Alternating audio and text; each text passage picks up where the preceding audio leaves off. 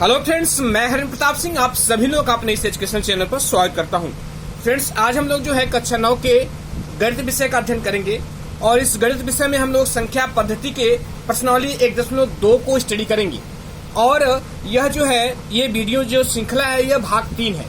इससे previous video मैंने 2 भाग इसके अपलोड किए, जिसमें पहले भाग में इसका परिचय रहा है संख्या पद्धति का। उसके बाद दूसरे भाग में इसका जो प्रश्नावली है 1.1 रही है और इस वाले में जो है 1.2 प्रश्नावली को हम लोग स्टडी करेंगे, इसके प्रश्नों को देखेंगे। तो आइए फ्रेंड्स, हम लोग बिना समय गवाए शुरू करते हैं। फ्रेंड्स, ये प्रश्न नंबर 1 है। इसमें लिखा है कि नीचे दिए गए कथन सत्य हैं अथवा असत्य, कारण के साथ अपना उत्तर दीजिए। तो इस प्रथम प्रश्न में जो पहला कथन दिया गया है वह लिखा गया है कि प्रत्येक परिमेय संख्या वास्तविक संख्या होती है। प्रत्येक परिमेय संख्या वास्तविक संख्या होती है, यह कथन सत्य है या असत्य है, इससे कारण को भी दर्शाना है। तो आइए हम इसको सॉल्व करते हैं। देखिए, यह कथन जो है सत्य है। प्रत्येक परिमेय संख्या वास्तविक संख्या होती है, यह कथन सत्य है। क्यों सत्य है? यहां पर मैंने नीचे उत्तर लिखा है, क्योंकि वास्तविक संख्या परिमेय संख्या और अपरिमेय संख्या का संग्रह है। क्योंकि वास्तविक संख्या जो है परिमेय संख्या और अपरिमेय संख्या से ही मिलकर बनी होती है। ये वास्तविक संख्या परिमेय संख्या और अपरिमेय संख्या का संग्रह होती है, इसलिए यह कथन सत्य है। अब आइए दूसरे कथन को देखते हैं। देखिए, दूसरा कथन यहां पर दिया गया है, संख्या रेखा का प्रत्येक बिंदु अंडर रूट m के रूप का होता है। मतलब कड़ी में m के रूप का होता है, जहां m एक प्राकृत संख्या है। कह रहा है कि संख्या रेखा का प्रत्येक बिंदु कड़ी में m के रूप का होता है, जहां m एक प्राकृत संख्या है। अब इसको बताना ये सत्य है कि असत्य है और कारण को भी बताना है। देखिए, ये कथन जो है असत्य है। यहां पर लिखेंगे असत्य। इस पर लिखा है संख्या रेखा का प्रत्येक बिंदु अंडर रूट m के रूप का होता है, जहां m एक प्राकृत संख्या, ये असत्य है। क्योंकि संख्या रेखा वास्तविक संख्या का समूह होता है। संख्या रेखा क्या होता है? संख्या रेखा वास्तविक संख्या का समूह होता है और वास्तविक संख्या में परिमेय संख्याएं और अपरिमेय दोनों विद्यमान होती है। यहाँ पर मैंने लिखा है, क्योंकि संख्या रेखा वास्तविक संख्या का समूह होता है जिसमें परिमेय और अपरिमेय संख्याएं दोनों विद्यमान है। देखिए, जो संख्या रेखा होती है वह क्या होती है? वास्तविक संख्याओं का समूह होती है, जिसमें परिमेय संख्या भी सम्मिलित होती है और अपरिमेय संख्या भी सम्मिलित होती है, इसलिए यह कथन असत्य है। इसको दूसरे तरीके से भी समझ सकते हैं। आइए इसको समझते हैं। आइए इसको इस माध्यम से भी समझते हैं। जैसे देखिए, ये संख्या रेखा है, इस पर 0 के दाहिनी तरफ +1 +2 +3 +4 अनंत तक है और इसके दाहिनी तरफ -1 -2 -3 -4। अब देखिए, यहाँ पर जो लिखा है कि संख्या रेखा प्रत्येक बिंदु पर अंडर रूट m के रूप का होता है, जहां m एक प्राकृत संख्या। प्राकृत संख्या पहली बात आप जानते हैं कि 1 2 3 4 1 2 से लेकर 1 2 3 4 5 से लेकर अनंत तक होता है। धनात्मक संख्या इसमें सम्मिलित है। अगर मान लिया हम इसको देखिए, यहाँ पर जो है हम 2 को अंडर रूट 4 लिख सकते हैं। 2 को हम जो है अंडर रूट 4 के रूप में व्यक्त कर सकते हैं, क्योंकि इसको जब कड़ी से बाहर निकालेंगे तो 2 आएगा। या 3 को जो है हम अंडर रूट 9 लिख सकते हैं। 4 को जो है हम अंडर रूट जो है 16 लिख सकते हैं, जबकि इसको कड़ी से बाहर निकालेंगे तो 4 आएगा।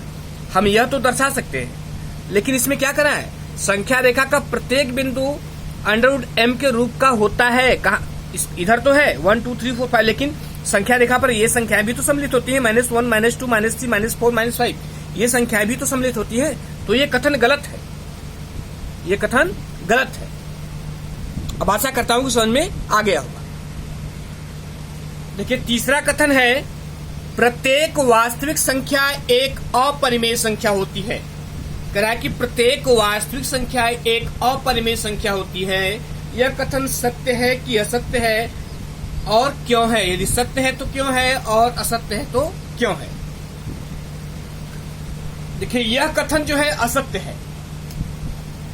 यह कथन असत्य है। क्यों असत्य है?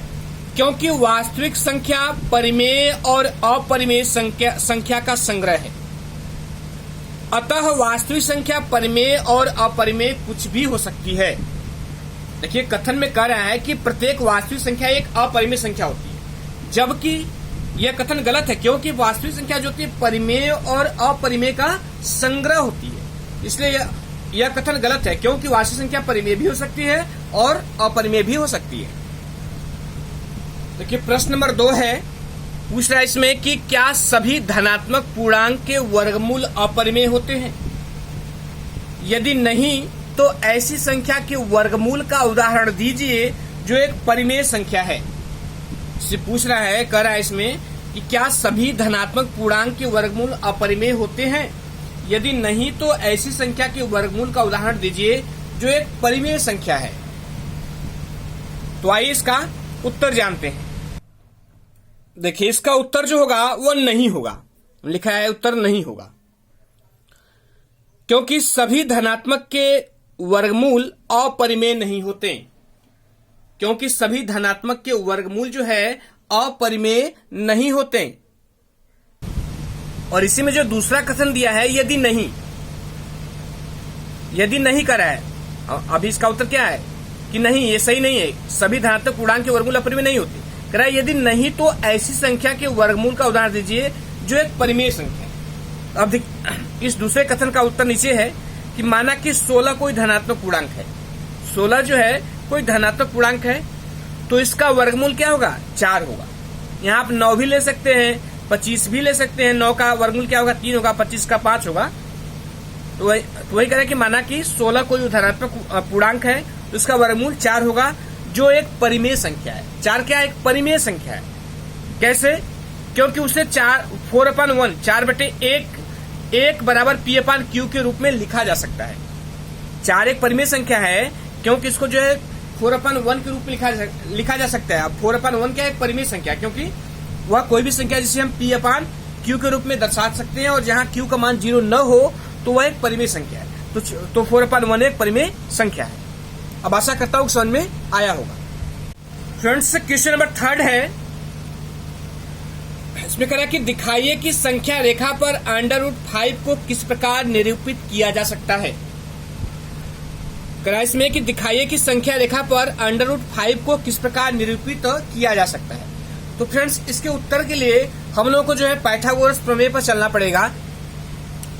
तो फ्रेंड्स पाइथागोरस प्रमेय में बताया गया है कि कोई समकोण त्रिभुज है तो उसकी जो विकर्ण की लंबाई होती है, AC की लंबाई होती है, उसके आधार उसके आधार BC और उसके लंब के जो है करणी में आधार स्क्वायर प्लस लंब स्क्वायर के योग के बराबर होती है।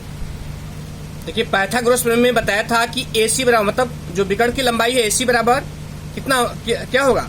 √ आधार स्क्वायर, आधार कौन है? AB स्क्वायर ये लंब है, लंब स्क्वायर, लंब कौन है? AB है, AB स्क्वायर, फिर प्लस आधार का वर्ग। तो यहाँ पर आधार क्या है? BC है, तो यहाँ BC स्क्वायर। अब मान लेते हैं कि ये लंब जो है 1 है और ये आधार 2 है, ठीक। तो अगर हम इसको इसी सूत्र पर रखें तो क्या होगा? तो 1 स्क्वायर